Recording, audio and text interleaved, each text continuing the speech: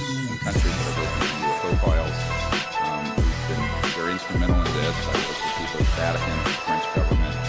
And what is also very exciting is that one of the most important documents in history, which I'll provide to the committee, is a document from the Ministry of Defense of France committing to my organization to engage in a long-term project to make peaceful contact with these, quote, on more than 14 countries that have opened their UFO files. We've been very instrumental in this. I've worked with people at the Vatican, the French government. And what is also very exciting is that one of the most important documents in history, which I'll provide to the committee, is a document from the Ministry of Defense of France, quote, visitors. This document has not been yet released. I will provide it, committing to my organization to engage in a long-term project to make peaceful contact with these, quote, onto the committee. And there is great progress being made in other countries. Admiral Morin, who won the Ampere Prize in France and is an MD, as I am, and also a PhD physicist, and has been an advisor and was an advisor to the committee. And there is great progress being made in other countries. Admiral Morin, who won the Ampere Prize in France and is an MD, as I am, and also a PhD physicist.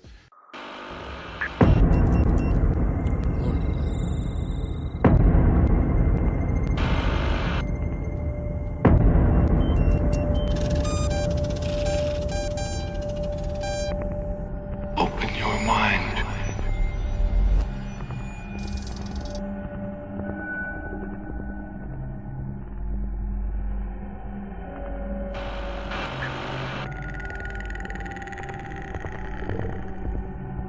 Versatile.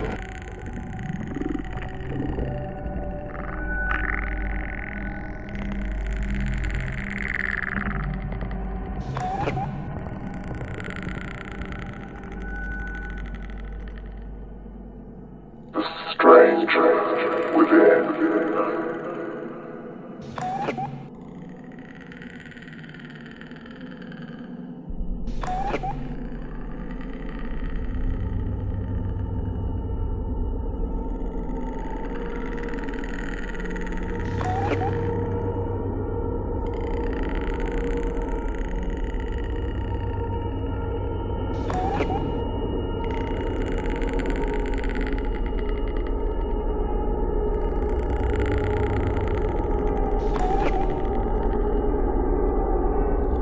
Open your mind.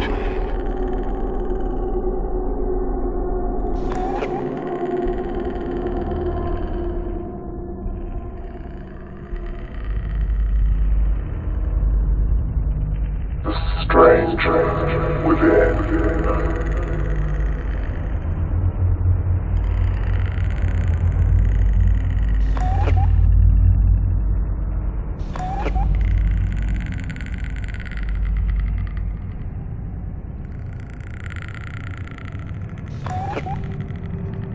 The stranger within.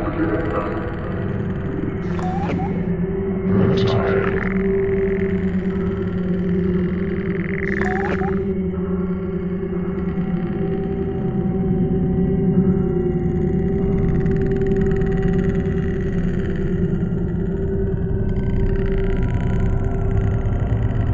Open your mind.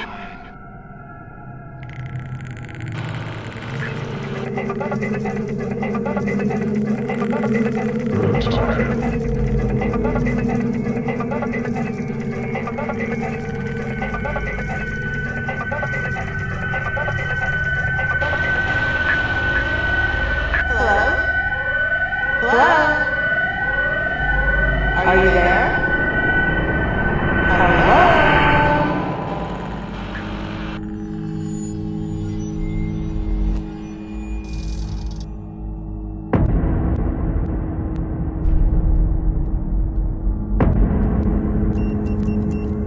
Open your mind.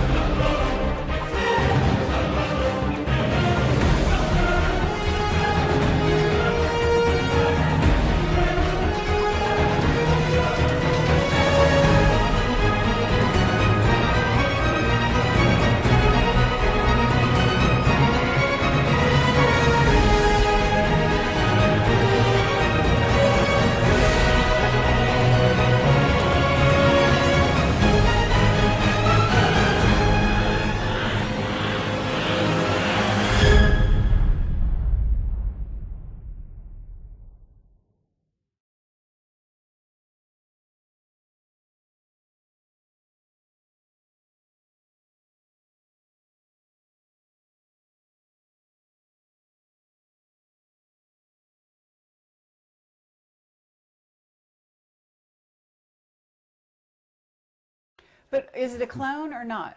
Oh, now you know we're going about cloning. Cloning techniques, since 38, 1938, they've been making clone people.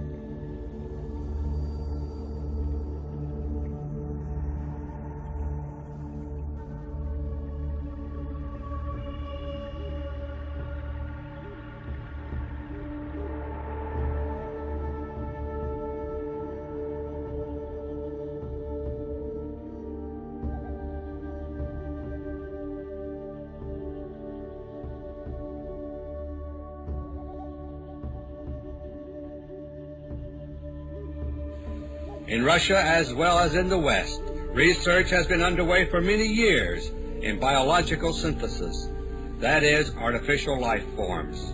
And according to high intelligence, a stunning breakthrough took place in Russia some years ago. The Russians refer to this breakthrough as a providential discovery, something they learned almost by accident. They discovered the key to creating what are known as organic robotoids. An organic robotoid is an artificial robot-like creature. It looks and acts exactly like a human being, and yet it is not human. A robotoid is alive in a biological sense, but it is an artificial life form. Robotoids respond to conventional routine medical tests in the same way as humans do. They eat, they drink, they breathe, they bleed if cut, and they can be killed. Robotoids can also think, but they think only in the sense that a computer thinks. Like any other computer, the brain of a robotoid has to be programmed for each assignment it is given. But unlike many electronic computers, the biological computer brain of a robotoid possesses an enormous memory. As a result, robotoids can be programmed to communicate and think in such complex patterns that they act human. Organic robotoids are remarkable creatures, but they have many drawbacks. They don't grow or reproduce, but must be manufactured one by one in the desired form. They also have a very limited lifespan, measured in months or even weeks, depending upon how they are utilized. This is due to the fact that their metabolism, while it resembles that of humans, is very inefficient. A robotoid can be manufactured on very short notice, a matter of hours. But after a few weeks or months, it suddenly begins to degenerate physically and mentally. When that takes place, the robotoid has to be removed from service and disposed of. To extend its useful life as much as possible, a robotoid is customarily cooled down to slow its metabolism between assignments. Organic robotoids are extremely expensive, troublesome creatures to produce and utilize. And robotoid capabilities do not exceed those of human beings. All they can really do is simulate human beings. But, my friends, for intelligence purposes, that's all they have to do. To produce an organic robotoid, it is necessary to have a pattern to go by. The pattern required is that of genetic coding, taken from a few cells from the body of a human being. In this respect, the Russian technique sounds like cloning, but the technique itself is totally unrelated to genuine cloning. A robotoid is produced within a matter of hours, and it simulates the human donor at his current age. Like any man-made copy of anything, a robotoid is never a perfect copy of the human that is to be simulated.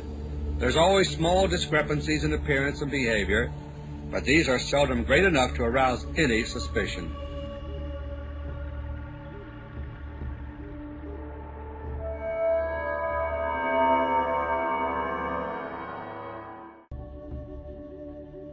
Last month, I revealed that the Russians can manufacture organic robotoids, which are almost exact carbon copies of real human beings. This is done by a process that simulates the genetic coding of the person to be copied. It sounds a little like cloning, but it's not. A clone of a human would itself be a human, but an organic robotoid is not human. It's an artificial life form, like an animal in some ways, but like a computerized machine in others. Every Russian robotoid has what is called a holographic brain. This brain duplicates essentially the entire memory of a person being copied. The key to doing this is a new technique called an ultrasonic cerebral hologram. Using high-frequency sound waves, which are inaudible, a complete three-dimensional picture is made of a person's brain. This is a painless, non-destructive process, and under the proper conditions, it can be done without the person even being aware of it. Last month, I revealed that the Russians are using Nelson Rockefeller's hit list to weed out Bolsheviks here in America. And for roughly 3 years, they have been preparing for this day. They have been secretly making cerebral holograms of the people on the list at every opportunity. This has been done to every person on Rockefeller's list who has visited Russia or Eastern Europe in the past 3 years. When an organic robotoid is made to simulate, for example, our late President Jimmy Carter, two major factors are involved. One is the genetic coding required to simulate Carter's appearance, voice, fingerprints, and so on. The other is a holographic image of Carter's brain. This image is a complete record of the neuron patterns which existed in Carter's brain at the moment the hologram was made.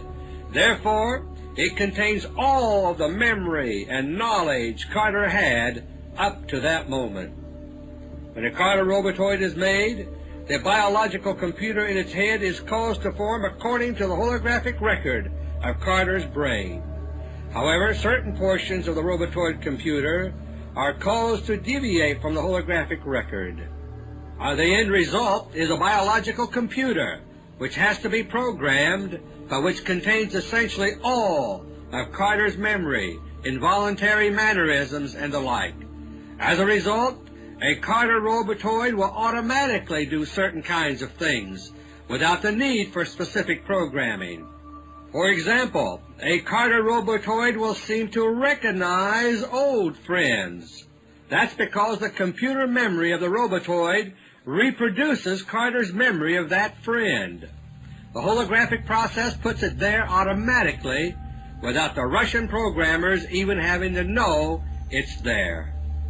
Organic robotoids are such amazing creatures that they are still a subject of questioning and debate. This is true even among the Russian scientists who made them a reality. For example, robotoids seem to have no true instinct for self-preservation. In this regard, they act like machines, simply doing as they are told to do. By contrast, both humans and animals generally have the instinct for self-preservation. Robotoids can be programmed for self-preservation, but they are equally willing, if willing is the word, to perform suicide missions. Exploratory one-way trips into space are only one example of this. If a space mission looks too dangerous to risk the life of an experienced cosmonaut, a robotoid can now be used. The robotoid copy of the cosmonaut is already trained the moment it's made, thanks to its holographic memory.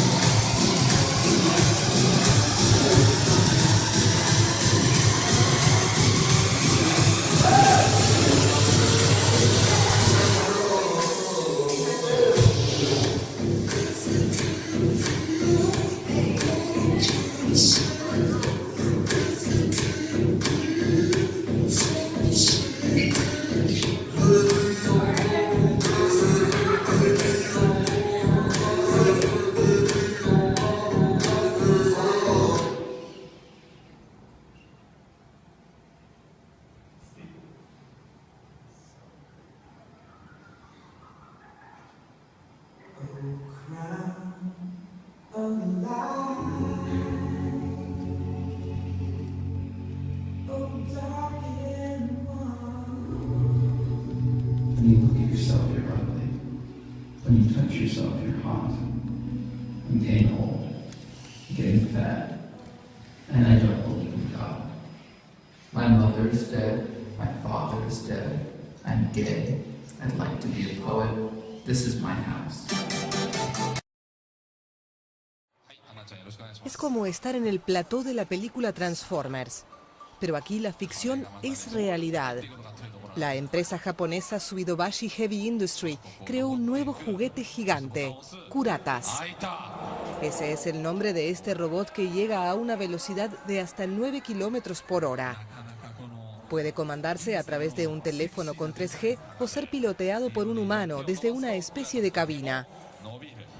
La máquina de 4 toneladas está equipada con un sistema de armas futuristas que incluye una ametralladora capaz de disparar 6.000 pequeñas pero agresivas balas de plástico por minuto. ¿Cómo se activa? Con una sonrisa. Kuratas mide nada menos que 4 metros de altura y cuesta una bagatela, algo más de $1 millón.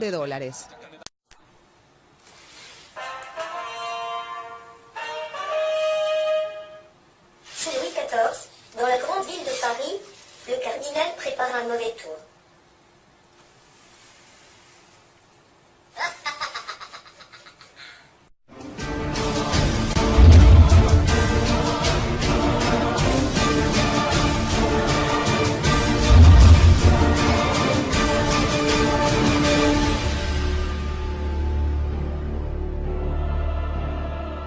Saludos a todos los hermanos en Facebook y YouTube. Ahora, en la introducción vieron cómo la electrónica ha desarrollado sistemas de almacenamientos de datos y programables. Tenemos los llamados humanoides, quienes estarán presentes en el día del juicio final.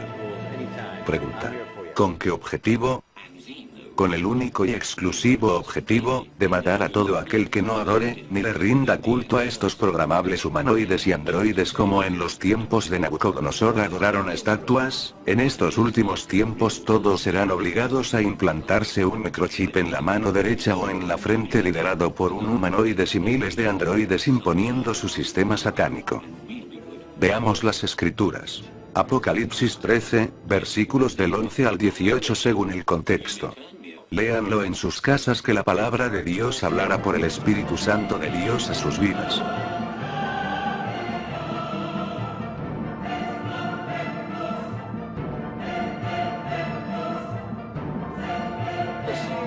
Sleep tight, sweet dreams.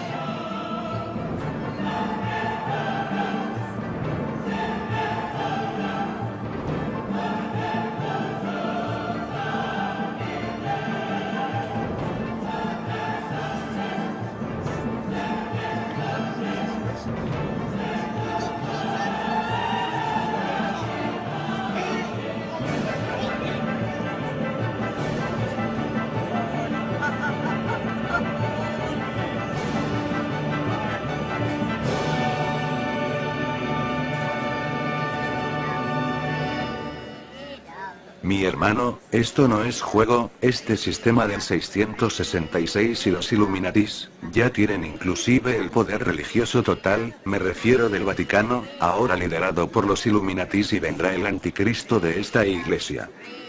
Pregunta: ¿en qué parte específicamente habla de un humanoide la palabra de Dios? En Apocalipsis capítulo 13 versículos del 14 al 15, la palabra de Dios dice: y engaña a los moradores de la tierra con las señales que se le ha permitido hacer en presencia de la bestia, mandando a los moradores de la tierra que le hagan imagen a la bestia que tiene herida de espada y vivió. Y se le permitió infundir aliento a la imagen de la bestia, para que la imagen hablase e hiciese matar a todo el que no la adorase. El capítulo 13 versículo 15, talarata resaltante. Y se le permitió infundir aliento a la imagen de la bestia, para que la imagen hablase e hiciese matar a todo el que no la adorase. Pregunta a todos los colegas: ¿existe una imagen o una estatua en tiempos antiguos que hable y que tenga la capacidad de tomar aliento de vida? Díganme ustedes, si en la imagen ven una estatua que respire y que pueda hablar e inclusive pueda ordenar matar a todo aquel que no la adore, más claro que el agua, habla claramente de un humanoide. Pregunta: ¿Cómo mandar a un humanoide a matar a todo aquel que no lo adore? Con una señal de radiofrecuencia al microchip implantado en la mano derecha, todo el brazo o en la frente. Profetizado hace 2000 años en la palabra de Dios. Imagen que tenga aliento de vida, y si tiene aliento de vida, es un organismo cibernético animado o orgánico, en la cual tiene la facultad de poder hablar e inclusive matar a todo aquel que no lo adore. ¿Y tú, mi amado hermano, pregunta, te inclinarás a la imagen del anticristo para el fin de los tiempos? Muy bien, eso lo veremos muy pronto. Prepárate para el juicio. What the hell?